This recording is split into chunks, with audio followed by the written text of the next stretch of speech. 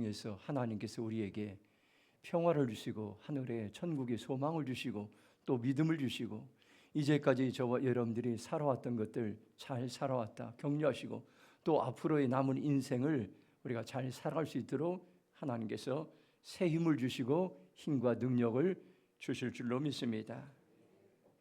이제 조금만 있으면 우리가 추석 명절이 다가옵니다. 명절을 생각하면 어린 시절에 가난했지만 부모님과 함께했던 명절이 행복했던 것 같습니다.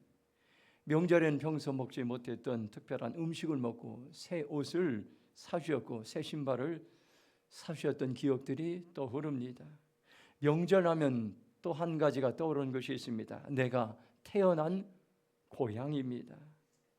고향이 나도 모르게 생각나고 어린 시절의 추억들이 나이가 들면 들수록 고향을 생각하게 됩니다. 이처럼 고향에 대한 향수가 본능적으로 깊어지고 있습니다. 저는 충남 당진의 성물이라는 바닷가 근처에서 태어났습니다. 어린 시절에 이제 그곳에서 5살 때 제가 평택으로 이사 와서 고향에 대한 기억은 많지 않지만 저는 3남 3녀의 막내로서 제가 자랄 때 형님들이 또 누님들이 이야기하던 것을 들으면 그 바닷가에서 고기를 잡던 이야기들 또 바다에서 뭐 망둥이를 잡았다든가 아니면 꽃게를 잡았던 이야기들을 하는 것을 들었습니다. 고향은 생각하면 생각할수록 우리에게 잔잔한 추억과 감동을 주고 있습니다. 요즘 많은 젊은 세대들이 고향을 잃어버렸습니다.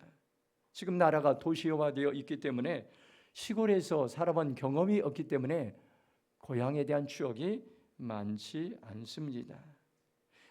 우리가 잘 아는 고향의 봄이라는 그런 노래를 듣기만 해도 이제 연로하신 분들은 마음이 뭉클해지고 부모님이 생각나고 어린 시절이 생각나고 잔잔한 감동이 됩니다. 나이가 들수록 태어난 고향이 그리워지는 것처럼 우리가 죽음을 생각하면 죽음 이후에 천국에 들어가는 또 하나의 고향이 있다는 것을 오늘 우리는 기억해야 될 것입니다. 성도는 고향이 두 군데 있는 거 아시죠? 한 곳은 우리가 육체적으로 태어난 고향입니다. 그곳이 시골이든 도시든 우리 모두에게 고향이 됩니다. 또 다른 하나의 고향은 하나님을 믿는 사람들에게는 영혼의 고향이 있다는 것입니다. 우리가 하나님을 이제 구원자로 창조주로 내 인생의 주인으로 믿고 모시는 순간 우리는 하나님의 자녀가 됩니다. 순례자라는 의미를 인터넷에서 찾아보니까 이렇게 말하고 있습니다. 순례자는 종교적인 신성한 장소로 순례를 떠난 사람을 뜻하며 종교적 신념에 따라 자신의 본향인 하늘나라를 바라보며 이 땅에서 나그네처럼 살아가는 성도를 비유적으로 이런 말이다 이렇게 말씀하고 있습니다. 오늘 우리는 저와 여러분들 이제 어떻게 하면 순례자의 이 길을 잘 갈 수 있을까요?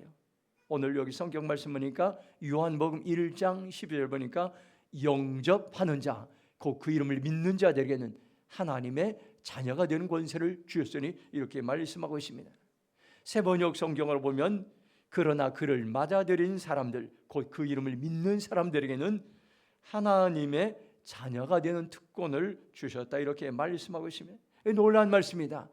영접했다는 것은 하나님을 내 인생의 주인으로 가장 소중한 분으로 그리고 하나님을 창조주로 구원자로 이렇게 모셔드리면은 그때부터 우리의 인생이 달라지게 되는데 그때부터 우리는 천국 백성으로 이 땅에 살아가게 됩니다. 이것은 사람의 지혜나 방법이나 돈이나 여러분들 재물이나 권력으로도 얻을 수 없는 그러한 이제 일들입니다.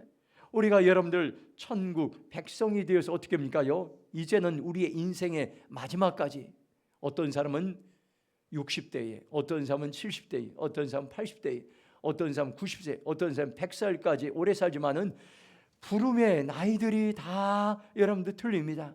하나님이 언제 우리를 부르실지 모르는데 그때까지 우리가 천국 백성으로서 이 땅에서 어떻게 살아가야 될지를 말씀하고 있습니다. 만일 내가 여러분들 묘비에다가 내 인생의 마지막에 남기고 가야 할 말을 쓴다면 무슨 말을 남기시겠습니까? 우리가 그런 생각을 할 때가 오지 않습니까? 저도 곰곰이 생각해 봤습니다. 내 이 묘비에다 뭐라고 쓸까? 저는 이런 생각이 떠올랐습니다. 하나님 나라를 위해 세우기 위해 충성한 사람이란 이러한 이제 마음이 들고 또 그렇게 충성스럽게 하나님 평생 동안 살아가길 원합니다. 자녀들이 죽기 전에 몇 한마디씩 자녀들에게 남긴다면 여러분들 무슨 말을 남기고 가겠습니까? 한번 여러분들 생각해 보시기 바랍니다. 이것이 여러분들 남의 일이 아닙니다. 누구나 한 번쯤은 여러분들 이제 이것을 통과해야 되는데, 여러분들 인생이 길지만 또 여러분들 세월이 금방 빠르게 흐르는 것 같습니다. 그래서 여러분들 생각해야 됩니다. 얼마 전에 우리 교회 한 권사님의 제부가 세상을 떠났습니다. 60대 중반에 갑자기 암이 발견되어 몇 달을 못 살다 세상을 떠난 안타까운 일이 있습니다. 건강할 땐 돈도 많이 벌고 세상 쾌락도 즐기고 집사지만 교회도 여러 가지 분주하던 이유로 다니지 못했습니다. 세상 재미에 많이 빠져 있었던 것. 그러나 죽음을 앞두고 자신을 돌아보게 되었습니다. 내가 과거에 제대로 교회도 다니지 못하고 내 마음대로 왜 이렇게 살았을까 후회하는 그런 마음도 들었다고 합니다. 그리고 자녀들에게 유언을 했습니다. 신앙생활을 잘하라. 주일에는 교회에 꼭 나가라고 그렇게 이야기하고 세상을 떠났다는 이야기를 들었습니다. 우리는 이처럼 잘 살았던 못 살았던 간에 죽음을 앞에 두고 자녀들에게, 가족들에게 또 교인들에게 유언을 하고 세상을 떠나게 됩니다. 오늘 말씀은 바울이 제자인 디모데에게 유언을 하는 그러한 말씀과도 같은 말씀입니다. 한번 디모데후서 4장 2절 말씀 같이 읽겠습니다. 함께 읽겠습니다. 너는 말씀을 전파하라. 때를 얻든지 못 얻든지 항상 힘쓰라. 범사에 오래 참음과 가르침으로 경책하며 경계하며 권하라. 아멘. 우리의 사명은 뭡니까? 첫 번째는 천국을 전파하고 가르치는 것입니다. 한번 따라, 나의 사명은 천국을 전파하고 가르치는 것입니다. 그렇게 살아가기를 축복합니다. 어떻게 하면 더 많은 사람들이 천국을 자신의 영혼의 고향을 알고 그곳을 사모하며 살아갈 수 있습니까요? 어떻게 하면 성도들이 천국과 지옥을 확신하며 천국에 대해 준비하며 이 땅에 살아갈 수 있을까요? 바로 누군가가 그 말씀을 전하는 것입니다. 하나님의 말씀, 천국의 소망의 말씀, 기쁜 소식, 굿뉴스를 누군가가 전파하고 가르칠 때에 그 말씀을 듣고 반응하고 소망으로 천국이 된 소망을 가지고 살아갈 수가 있습니다. 말씀을 전파하라는 것은 교회 외부 사람들이 세상 사람들에게 전하라는 것입니다. 하나님을 믿지 않는 사람들이 가장 기쁜 소식은 천국 소식을 전파하고 천국의 소망을 두게 하는 것입니다. 디모데후서 4장 2절 세번역 성경을 보면 그대는 말씀을 선포하십시오. 기회가 좋든지 나쁘든지 꾸준하게 힘쓰십시오. 끝까지 참고 가르치면서 책망하고 경계하며 권면하십시오. 이렇게 말씀하고 있습니다. 이 말씀을 선포하고 가르치라는 것은 외부적인 사람들에게 천국 소망을 가르치라는 동시에 또한 교회 내부 사람들에게, 성도들에게도 주시는 말씀입니다. 성도들에게 말씀을 가르치되 끝까지 참고 때로는 책망하고 때로는 훈계하고 때로는 권면해서 말씀을 가르치라는 것입니다. 많은 사람들이 교회는 다니지만 내가 죽으면 천국에 갈 수 있다는 확고한 천국 소망 없이 살아가는 사람들도 많이 있습니다. 천국에 대한 소망이 없이 살아가는 우리들에게 바울은 중요한 교훈을 말씀하고 있습니다. 바울이 죽음을 앞에 두고 한 말입니다. 여러분들 사도 바울이 위대한 여러분들 믿음의 이제 리더였던 사도 바울이 마지막에 하고 싶었던 이야기는 여러분들 오늘 우리가 소중하게 여겨야 될 것입니다. 많은 사람들은 죽음을 앞에 두고 어떻게 합니까? 절망하고 불안이 찾아오고 두려움이 찾아오고 공포가 찾아오고 그리고 여러분들 힘들게 우리의 인생을 마무리하는 사람들을 참으로 많이 볼 수가 있습니다. 사탄이 찾아와서 우리의 영혼을 지옥으로 데려가려고 하기 때문에 그럴 때 보통 사람들은 악몽을 꾸며 무서워하고 죽음 앞에 두려워합니다. 그래서 임종시에 우리가 해야 될 일이 있습니다. 믿는 사람들에게 천국의 소망을 심어주고 마음이 흔들리지 않도록 옆에서 찬송을 불러주고 천국의 확신의 말씀을 전해주고, 그리고 두려워하지 않도록 여러분들 기도해 줄 때에 천국의 소망을 바라보며 천사들이 찾아와서 나를 천국으로 인도한다는 확신이 들 때에 우리는 평안하게 임종하며 하나님 나라에 갈 수가 있습니다. 만일 가족들이 누가 임종한다면 여러분들 가족들이 해야 될 일이 있으면 임종의 자리에서 찬송을 불러주고 천국 소망에 대한 말씀을 전하며 천국의 확신을 가지시 바랍니다. 제가 부목사 때 자주 장례 예배를 인도할 때가 있었습니다. 그리고 병원에 가서 이제 임종식 전에 예배를 드릴 때가 많이 있었습니다. 그때 제가 이제 우리 성도들과 함께 신방을 같이 가서 이제 찬양도 예배도 드렸는데, 그때 여러 번 제가 들었던 말씀이, 저희들이 찬송을 부를, 제가 찬송을 부를 때 천사가 와서 찬송을 부르는 것 같은 그러한 찬송 소리를 듣는다고 믿지 않은 일하는 사람들이 이제 저한테 이야기하는 것을 들었습니다.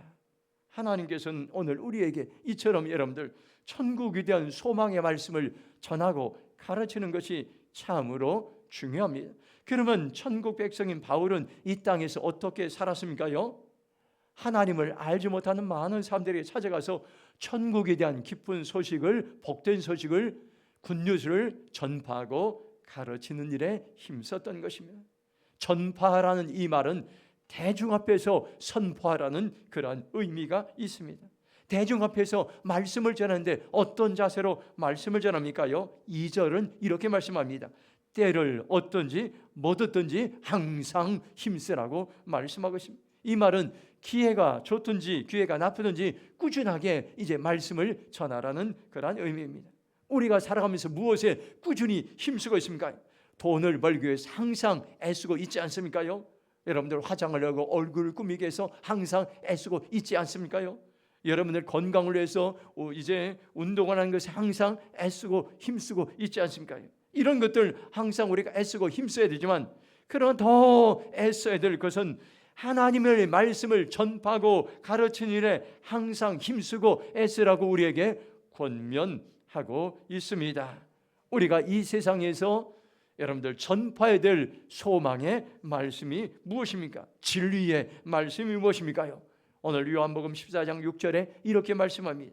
예수께서 이르시되 내가 곧 길이요 진리요 생명이니 나로 말미암지 않고는 아버지께로 올 자가 없느니라 말씀하고 있습니다.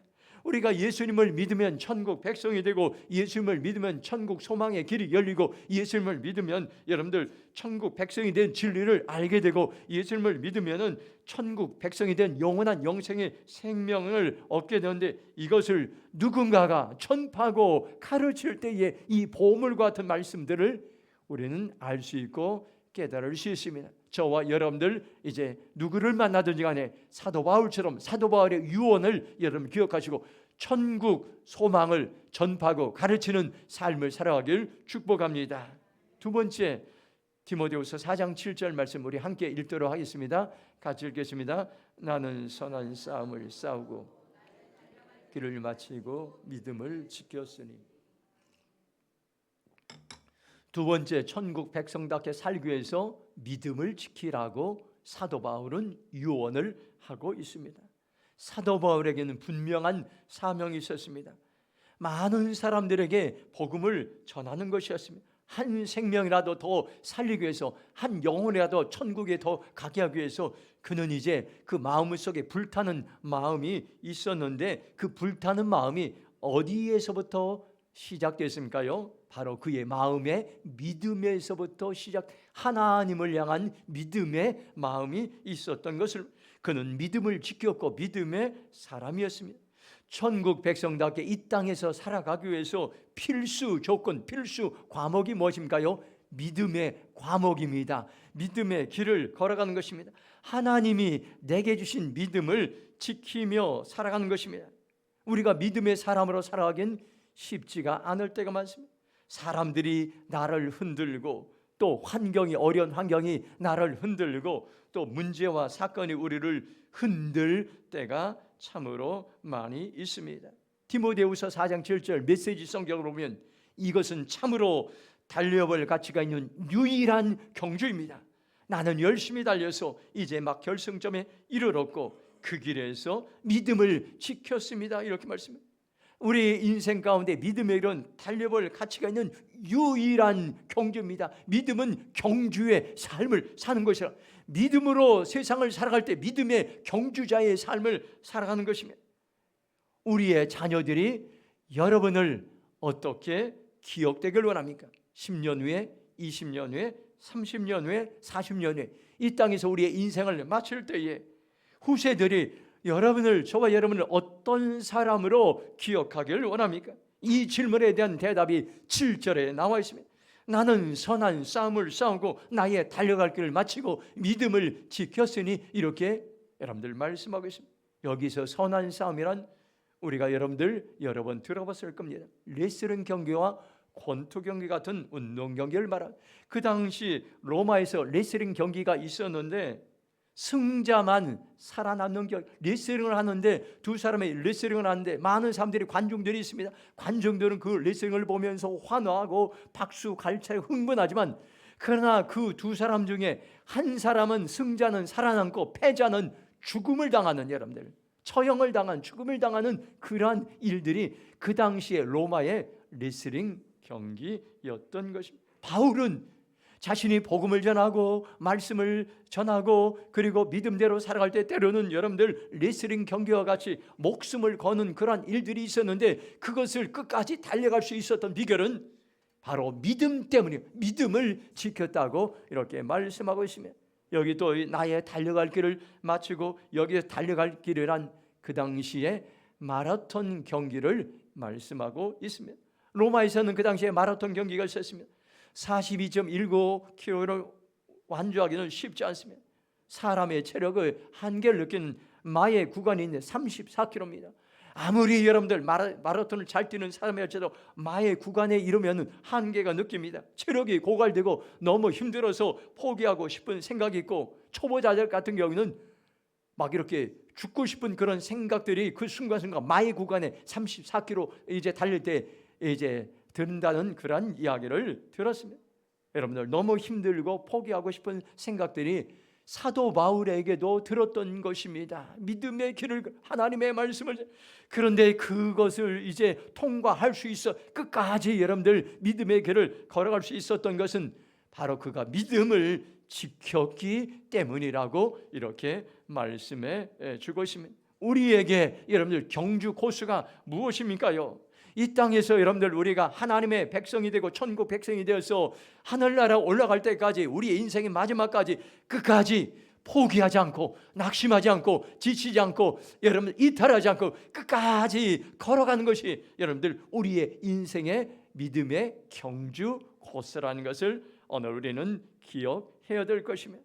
바울은 여기에서 여러분들 선한 싸움을 싸우고 달려갈 길을 마쳤다고 했는데 그 비결이 뭡니까요? 믿음을 지켰다고 말씀하고 있습니다. 지금 여러분들, 저와 여러분들 믿음을 지킬 때인 것입니다. 우리의 믿음의 사람들이 일어날 때입니다. 누가 여러분들 가정을 세웁니까? 믿음의 사람들입니다. 누가 여러분들 교회를 세웁니까? 믿음의 사람들입니다. 누가 나라를 세웁니까? 믿음의 사람들인 것입니다. 우리나라는 어떻습니까요? 믿음의 사람들이, 크리스찬들이 이 땅을 세우고 이 땅을 건국하고, 전 세계에서 가장 가난한 나라였던 1950년대에 가나 다음으로, 아프리카 가나 다음으로 가장 가난한 나라, 북한보다 더 가난하고 여러분들 아프리카보다 더 가난하고 필리핀보다 더 가난했던 이 나라가 여러분들 믿음의 사람들이 기도하고 하나님을 예배하고 낙심하지 않고 하나님을 찾을 때에 이 땅에 하나님의 은혜가 임해서 이 땅을 건국했다는 것을 오늘 우리는 기억해야 될 것입니다. 오늘 우리 나라적으로 참으로 어려운 때, 황폐한 때 있습니다.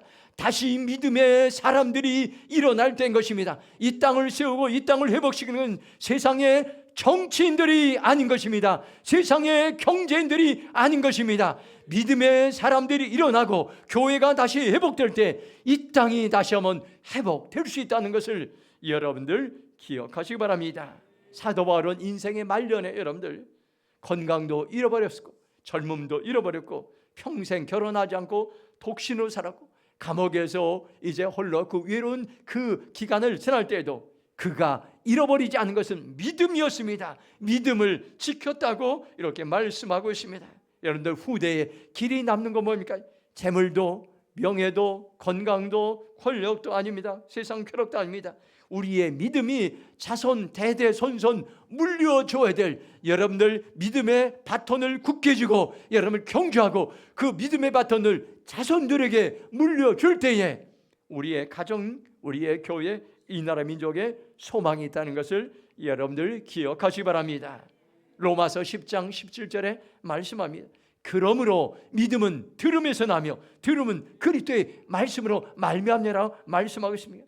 언제 믿음이 생깁니까요? 하나님의 말씀을 들으면 믿음이 생깁니다. 여러분들 세상 소리를 듣고 여러분들 뉴스를 듣고 싸우는 소리를 듣고 정치인들의 소리를 듣고 경제인들의 소리를 들으면 여러분들 낙심하고 절망하고 소망이 없습니다. 그러나 우리가 하나님의 말씀을 듣고 말씀을 읽고 말씀을 묵상하고 말씀을 내 안에 여러분들 심정에 새길 때 그 하나님의 말씀은 우리가 들은 말씀은 우리에게 소망을 주고 우리에게 믿음을 주고 우리에게 꿈을 주고 우리에게 사명을 주고 우리에게 열정을 준다는 것을 여러분들 기억하시 바랍니다. 인생의 길에는 뭡니까요? 믿음을 지키는 길인 것입니다. 사람들은 무엇을 지키고자 합니까요? 개인의 소신을 지키기도 하고 개인의 신념을 지키기도 하고 개인의 사상이나 사명이나 이제 이념이나 철학을 지킵니다. 그러나 이런 것들은 이념이나 사상들은 고난이 찾아오면 무너지고 흔들릴 수밖에 없습니다. 그러나 어떤 고난에도 무너지지 않고 흔들리지 않는 요동하지 않는 것이 하나님이 나에게 주신 우리에게 주신 믿음이라는 것을 여러분들 기억하시 바랍니다. 믿음의 핵심, 믿음의 뿌리가 무엇입니까요? 우리가 예수님을 믿으면은 나는 천국 백성이 되고 나는 천국 소망이 생긴다는 것이 여러분들 믿음의 핵심이고 믿음의 뿌리라는 것을 여러분들 기억하시 바랍니다. 바울이 고백했던 것들, 나는 내가 선한 싸움을 싸우고 나의 달려갈 길을 마치고 믿음을 지켰으니, 이 말을 여러분들 기억하시 바랍니다. 믿음이라는 것은 지금 눈에 보이는 현실이 전부가 아니라는 것입니다.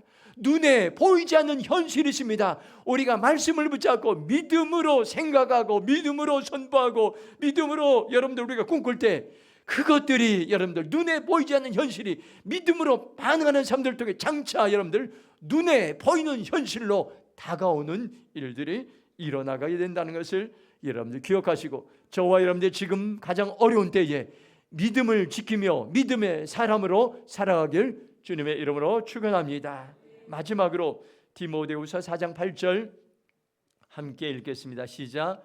이제후로는 나를 위하여 의의 면류관이 예비되었으므로 주곧 의로우신 재판장이 그날에 내게 주실 것이며 내게만 아니라 주의 나타나심을 삼하는 모든 자에게 도니라. 아멘. 마지막 세 번째로 천국 백성은 상급이 있다는 것을 기억하시 바랍니다.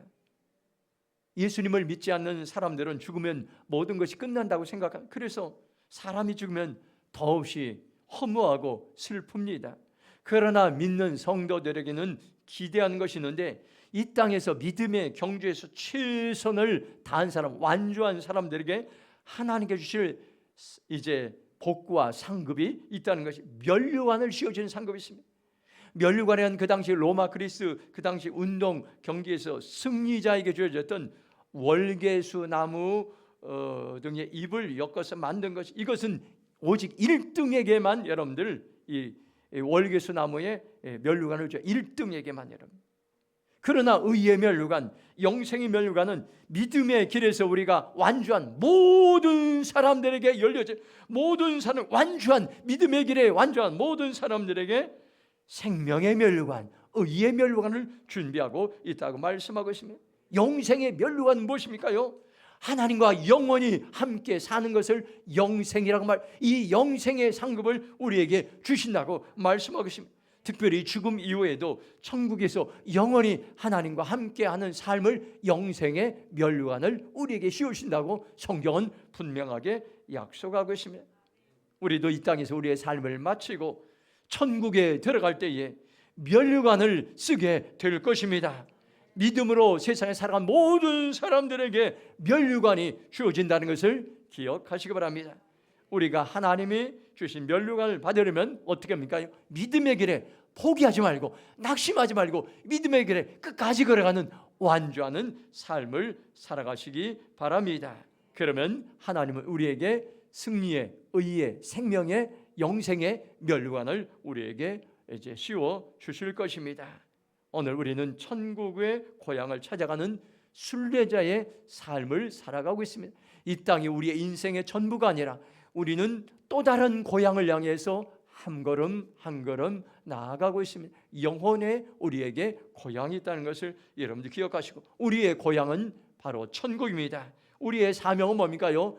천국을 많은 사람들에게 전파하고 가르치는 것입니다. 우리가 천국 백성답게 살기 위해서 어떻게 합니까요? 오직 한 가지, 믿음을 지키는 것입니다. 믿음의 사람으로 살아가는 것입니다. 그러면 믿음의 사람에게 하나님께서는 이제 귀한 상급을, 우리에게 생명의 영생 면류관을 주신다는 것을 여러분 기억하시고, 오늘 말씀을 여러분들 마음에 소중하게 이제 마음에 새기시고 천국을 전파하고 가르치고 믿음을 지키며 하늘나라의 상급을 기대하며 믿음의 인생의 경기에서 승리하는 삶을 살아가길 주님의 이름으로 축원합니다. 이 시간 동성으로 기도하겠습니다. 함께 기도할 때에 하나님께서 오늘 우리에게 고향을 찾아가는 순례자라는 그러한 말씀을 주시고, 우리가 천국 소망을 바라보며 또한 하나님의 말씀을 전파하고 가르치고 믿음을 지키며 하늘의 상급을 바라보며 이 땅에 살아가라고 말씀하고 있습니다. 주님, 제가 그렇게 살아가기로 결정합니다. 내가 그렇게 살아갈 수 있도록 하나님 우리에게 하나님의 마음을 부어 주시옵소서. 주여, 참으로 통성으로 기도하며 나아가겠습니다. 주여, 아버지 하나님 감사합니다.